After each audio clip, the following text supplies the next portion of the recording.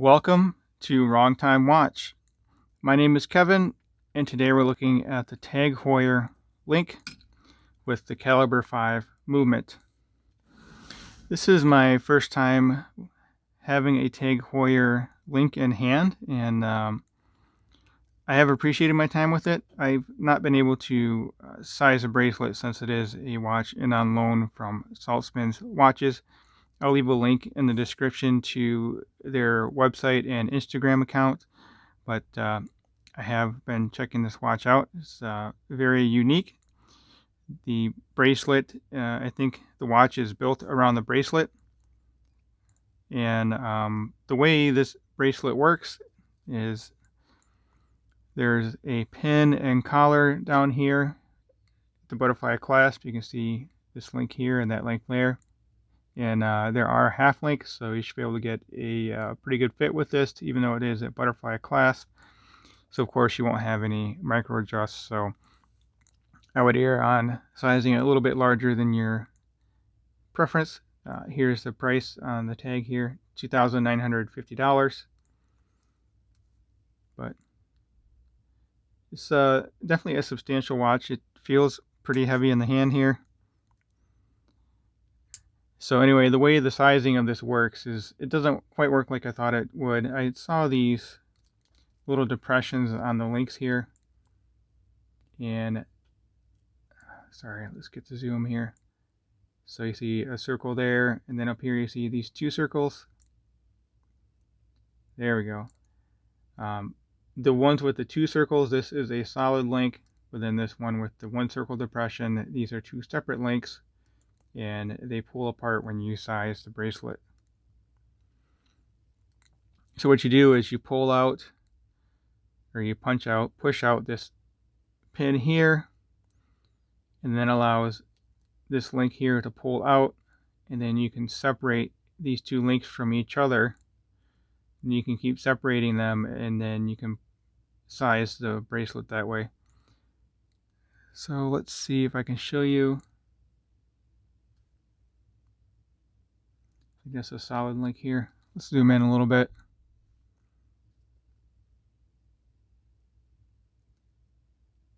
So this one is a solid link, and then this one here is two separate links. Hopefully you can see them separating a little bit here. So very cool bracelet system. All right, let's zoom back out.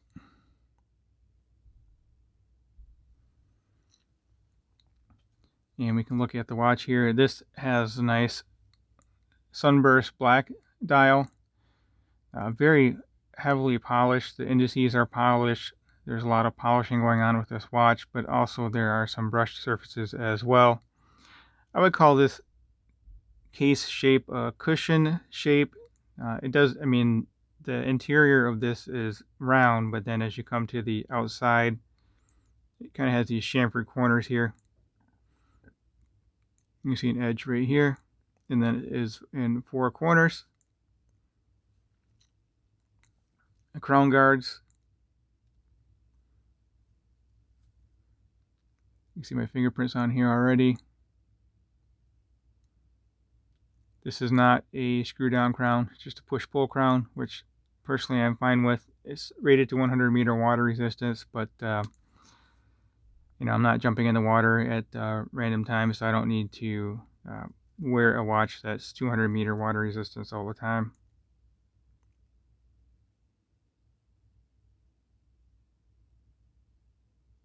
Flat sapphire crystal.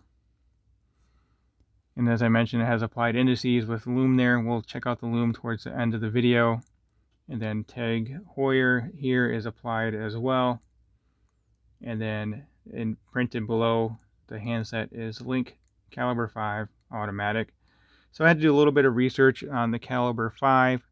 It's not quite an in-house movement like I was assuming it is. It appears to be a modified, or it's based off an ETA 2824, which gives you 38 hours of power reserve and a sweep of 8 beats per second. So a nice smooth second-hand sweep on this watch. Just very shiny.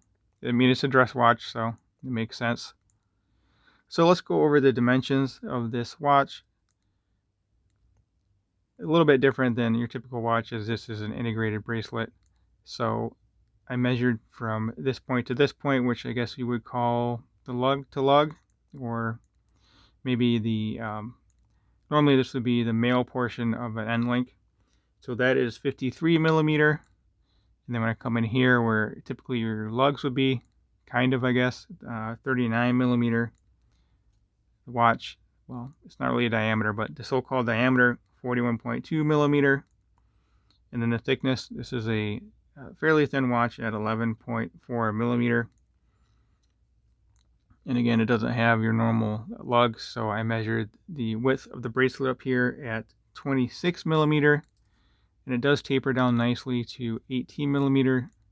So I'd imagine this would wear pretty comfortably on wrist. It's a nice articulation with these links, but a little bit different of a design. And you have one point up here and then the next point down here. So they are fairly large links. But I have heard from others that it wears comfortably on wrist. So yeah, it's a very cool watch. If you like the styling, no, Tag Heuer's been around for a while. 1860, I believe, actually. I don't know if that's on the dial here. I thought I saw that somewhere. Well, not Tag Heuer, but the brand Heuer. Tag came on, I think in 1990, I had read. And that's where Tag Heuer came from. All right, let's take a look at the movement on the back here. Okay, there we go. That's where I saw 1860. Swiss made since 1860. Automatic, 100 meters. Sapphire. Come on, camera. Sapphire crystal. And there's a look at the movement. So you get the rotor to come down. Okay, I guess not. So Tag Heuer Calibre 5, Swiss made. Some decoration there, a little bit of brushing. I guess I'd call that perlage, perhaps. There we go. Got the rotor to move. Rotor. So yeah, very nice. Let me put this on wrist. Oh, the crown size, it is a signed crown, and that is a 6.5 millimeter crown. Looks good on this watch here. So let me get this on wrist, and then we can check out the loom, and then we'll close out the video. It will be quite loose on my wrist, as I have not sized it. It's probably a little bit too big for my wrist, maybe. These end links, technically, I guess I'll call it end links. This portion here does technically overhang my wrist.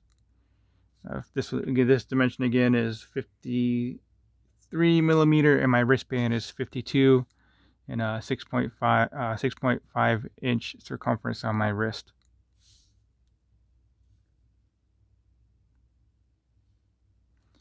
I think it's a cool looking watch. It's definitely different looking. I don't think you would see too many of these out in the wild. All right, let me zoom out here, and then I'll zoom back in. We'll take a look at it next to my SKX, and then we'll check out the loom. I'll throw the SKX in here. Probably not going to be a fair loom comparison, but to give you a good point of reference. From here, it doesn't look too big on my wrist. Yeah, maybe. It's deceptive too, because it's all dial. It doesn't have a rotating bezel. The bezel is a little thicker than some other watches I have, but it's very well proportioned. It's kind of deceptive because the middle is, this is a perfect circle, but then the watch case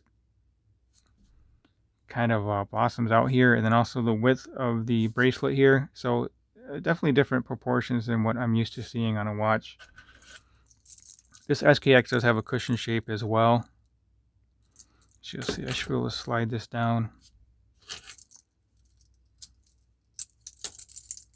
Don't really want these two watches touching each other.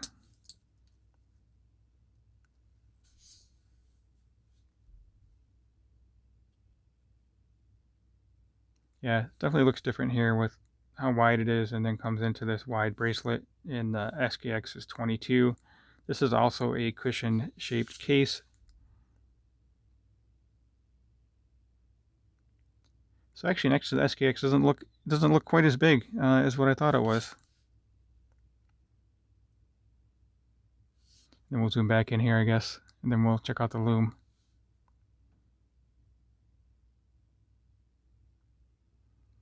All right, let me pause the video and we'll take a look at the Loom here. All right, so I just hit this with the UV light, and the Loom is actually pretty good on the tag. For whatever reason, I was not expecting it to be all that good. Maybe because it's kind of a dress watch, but the Loom's actually quite good for this style of watch. It's holding its own against the Seiko SKX on the right. The indices, well, they're narrower, the Loom portion, but I would say overall it has about the same amount of Loom as the SKX. So if you're a Loom junkie, I mean, this isn't like super bright, but it's not bad at all. So anyway, that will conclude today's video. As always, thank you for taking the time. Thank you for watching, and I'll catch you on the next one.